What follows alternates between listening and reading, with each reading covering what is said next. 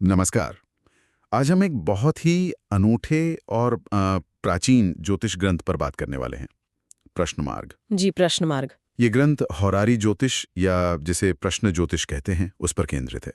ये अपने आप में एक बड़ी दिलचस्प विधा है ना? बिल्कुल। और इसका जो मूल विचार है ना, वही बहुत रोचक है कि मतलब जब कोई सवाल पूरी ईमानदारी से, पूरी जिज्ञासा से पूछा जाए, हाँ। तो ठीक उसी पल का आकाश, यानी उस समय की जो ज्योतिषीय कुंडली बनती है, अच्छा। वही कुंडली उस सवाल का जवाब अपने अंदर रखती है। तो ये सिर्फ भविष्य बताना नहीं है। नहीं। नहीं, ये तो खास सवालों के उत्तर खोजने का एक, आप कह सकती हैं, स्ट्रक्चर्ड तरीका है। इन सवालों का दायरा तो अविश्वसनीय रूप से बड़ा है। मतलब सिर्फ निजी भविष्यवाणियां नहीं, बल्कि उससे कहीं ज्यादा। हाँ हाँ, बहुत ज्यादा। ये ग्रंथ असल में दिखाता है कि पुराने जमाने में भारत में ज्योतिष का इस्तेमाल कितनी अलग अलग चीजों के लिए होता था। जैसे? जैसे इसमें देवताओं और मंदिरों से जुड़े सवाल हैं, जिन्हें देव प्रश्न कहा गया है। फिर शासकों से जुड़े सवाल, राज प्रश्न। युद्ध की बातें हैं, युद्ध प्रश्न। युद्ध भी? अच्छा। जी। शिकार की सफलता, मृगय्य प्रश्न। बारिश कब होगी, कुआं खोदना ठीक रहेगा या नहीं, भोजन कैसा है, यात्रा कैसी रहेगी, चोरी हुई चीजें, चोर प्रश्न। चोर प्रश्न भी? हाँ। और यहाँ तक कि अगर किसी को अपना जन्म समय या कुंडली ही ना पता हो, जिसे नष्ट जातक कहते हैं। हाँ, ये तो बड़ी आम समस्या है कई लोगों के लिए। बिल्कुल। तो उसका अनुमान कैसे लगाया जाए, ये भी बताया है। अरे, सपनों के विश्लेषण पर भी पूरे अध्याय है इसमें। वाह। हाँ, सच में जीवन के लगभग हर पहलू को छूने की कोशिश की है इस ग्रंथ ने। ये तो सचमुच एक ज्ञान का सागर जैसा लगता है। तो आज के इस विश्लेषण में चलिए 3 खास हिस्सों पर थोड़ा ध्यान देते हैं।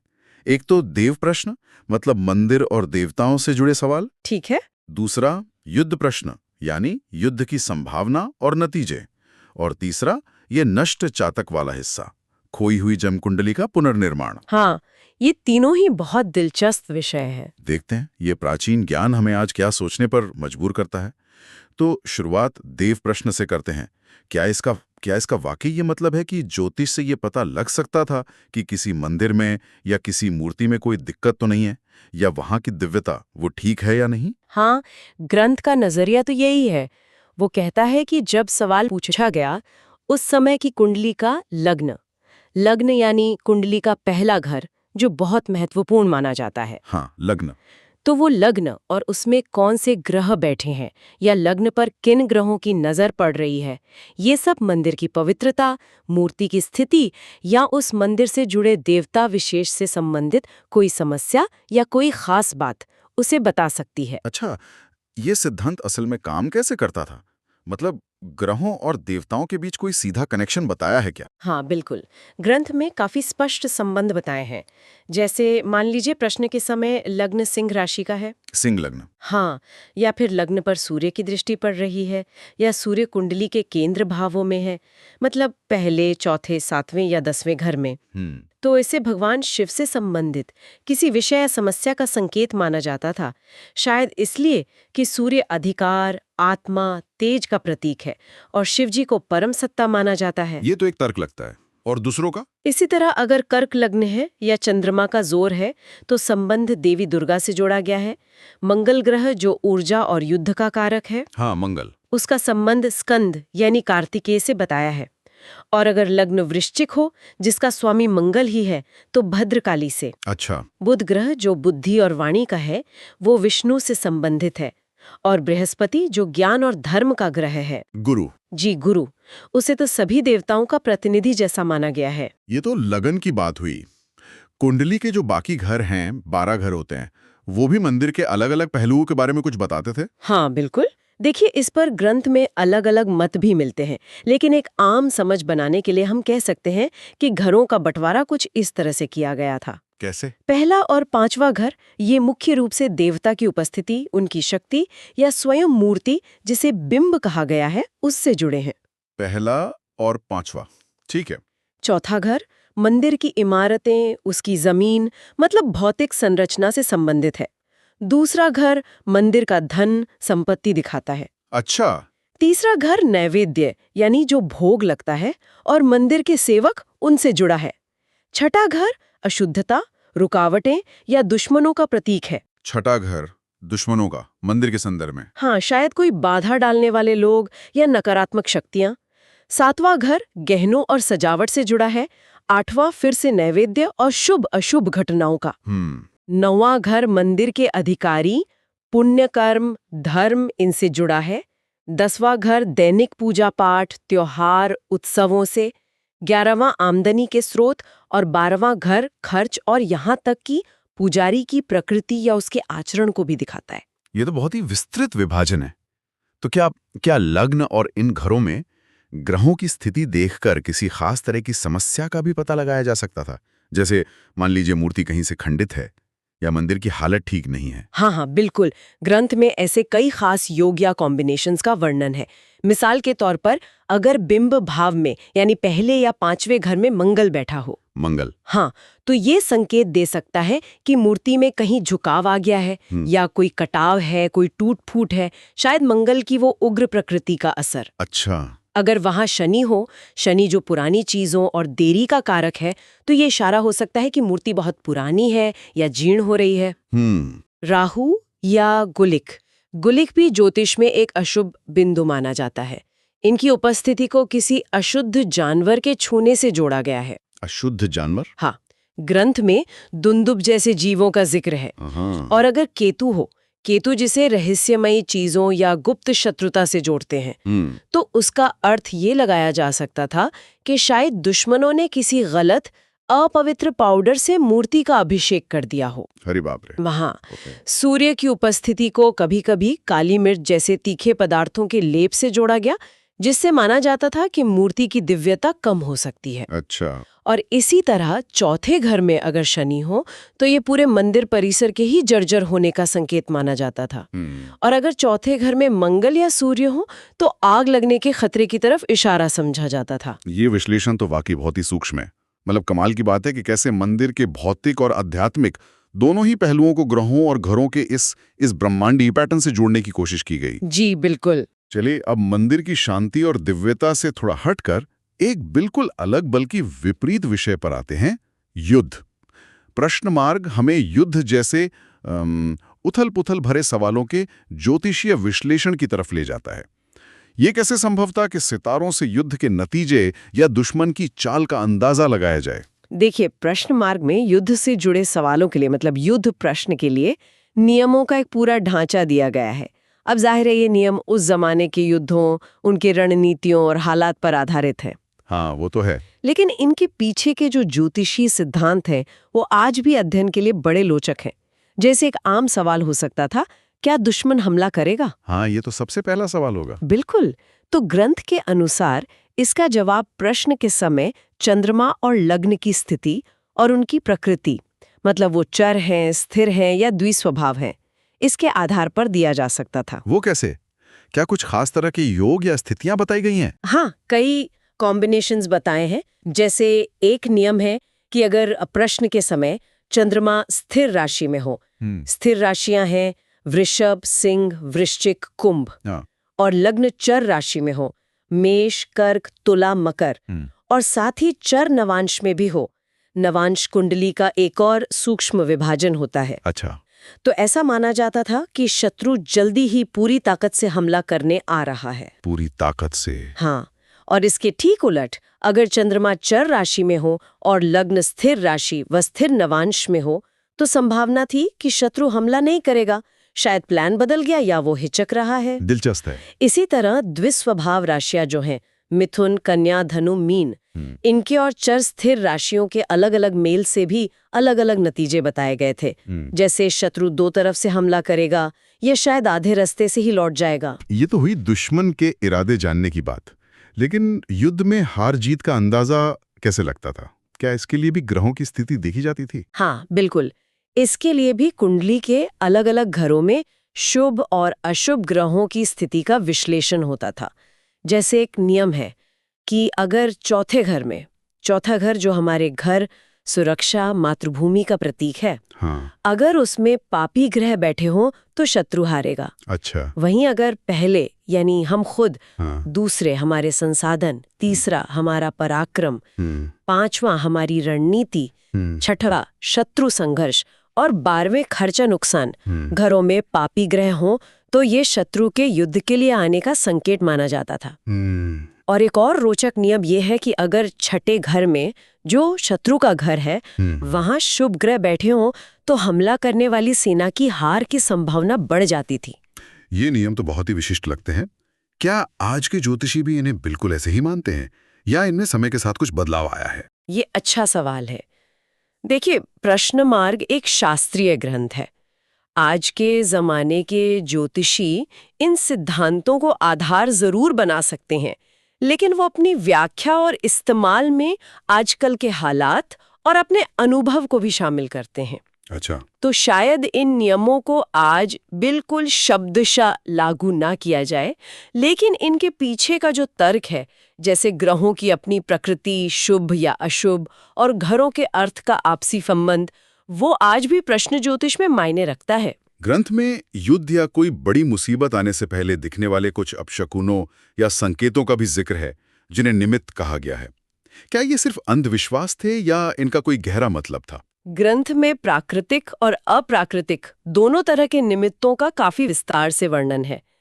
जैसे पेड़ों और लताओं का बिना मौसम के खिल जाना, पेड़ों से खून या शराब जैसा कोई तरल पदार्थ निकलना, पूजा के लिए जो पवित्र पेड़ माने जाते हैं उनका असमय फल देना या उनसे धुआं निकलना, इसे तो शासक की मृत्यु का संकेत माना गया है। ओहो। या फिर कुत्तों का घर में हड्डियां ले आना, बिना किसी वजह के जंगल में धुआं दिखना, या छोटे बच्चों का हथियार लेकर मारो काटो जैसे शब्द चिल्लाना। बाप रे, ये तो डरावना लगता है। हाँ, तो इन्हें सिर्फ अंधविश्वास कहना शायद पूरी बात ना हो। ये उस समय के विश्व दृष्टिकोण को दिखाता है जहां ये माना जाता था कि प्रकृति और ब्रह्मांड में जो असामान्य घटनाएं हो रही हैं वो आने वाले किसी बड़े संकट या असंतुलन का संकेत है। ये निमित्त एक तरह से आप कह सकती हैं कॉस्मिक वार्निंग सिस्टम की तरह देखे जाते थे। सही बात है। युद्ध शुरू करने के लिए शुभ मुहूर्त यानी सही समय चुनने का भी इसमें कुछ विधान है? हाँ, बिल्कुल। युद्ध जैसे इतने महत्वपूर्ण काम के लिए सही दिन, तिथि, नक्षत्र और लग्न का चुनाव बहुत जरूरी माना गया है। कौन से लग्न शुभ माने गए? ग्रंथ में खास तौर पर शीर्षोदय लग्न, ये वो राशियां हैं जो उगते समय अपना सिर पहले उठाती हुई मानी जाती हैं, जैसे मिथुन, सिंह, कन्या, तुला, वृश्चिक, कुंभ। इन्हें किसी काम की सफल शुरुआत के लिए अच्छा मानते हैं। अच्छा। औचर लग्न मेष, कर्क, तुला, मकर, जो गति और पहल दिखाते हैं, इनको प्राथमिकता दी गई है। और कुछ मनाही भी है? हाँ, बिल्कुल। कुछ नक्षत्र और तिथियां युद्ध शुरू करने के लिए साफ तौर पे मना की गई हैं, जैसे भरणी, कृत्तिका, आर्द्रा, अश्लेषा, मघा, पूर्वा फाल्गुनी, विशाखा, ज्येष्ठा, मूल, पूर्वाषाढ़ा, पूर्वा भाद्रपद नक्षत्र। और तिथियों में रिक्ता तिथियां यानी चतुर्थी, नवमी, चतुर्दशी और साथ में अष्टमी, षष्ठी, द्वादशी जैसी कुछ और तिथियां भी। शायद इन मुहूर्तों का उद्देश्य ये भी रहा होगा कि सेना का मनोबल बढ़े और एक सकारात्मक शुरुआत हो। युद्ध के मैदान की अनिश्चितताओं से हटकर ज्योतिष का एक और बड़ा ही अनूठा इस्तेमाल व्यक्तिगत जीवन की एक बहुत आम समस्या से जुड़ा था। जब किसी को अपना जन्म का समय ही न पता हो, प्रश्न मार्ग इस स्थिति को नष्ट जातक कहता है। क्या ज्योतिष वाकई इसमें मदद कर सकता था? हाँ, प्रश्न मार्ग का जो नष्ट जातक अध्याय है वो इसी मुश्किल समस्या के लिए है।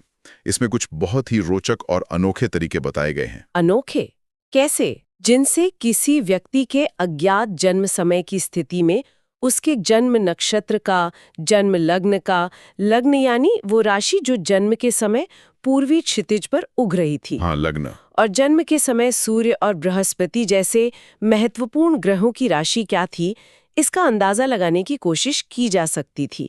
सोचिए उस व्यक्ति के लिए कितना जरूरी रहा होगा जिसे अपनी ज्योतिषीय पहचान ही ना पता हो। ये कैसे संभव है? जन्म का समय जाने बिना जन्म नक्षत्र या लग्न का अनुमान लगाना, ये तो लगभग नामुमकिन सा लगता है। कौन से तरीके बताएं आप? एक तरीका जो ग्रंथ में दिया है वो कूट संख्या पर आधारित लगता है, मतलब एक तरह की सांकेतिक अंक विद्या। कूट संख्या, ये क्या होती है? हाँ, जैसे जन्म नक्षत्र पता करने के लिए एक मूल संख्या दी है 49। 49? जी। तरीका कुछ ऐसा है, जब सवाल पूछा गया उस समय जो आरूढ़ लग्न बना, आरूढ़ लग्न प्रश्न कुंडली से ही निकाला जाता है।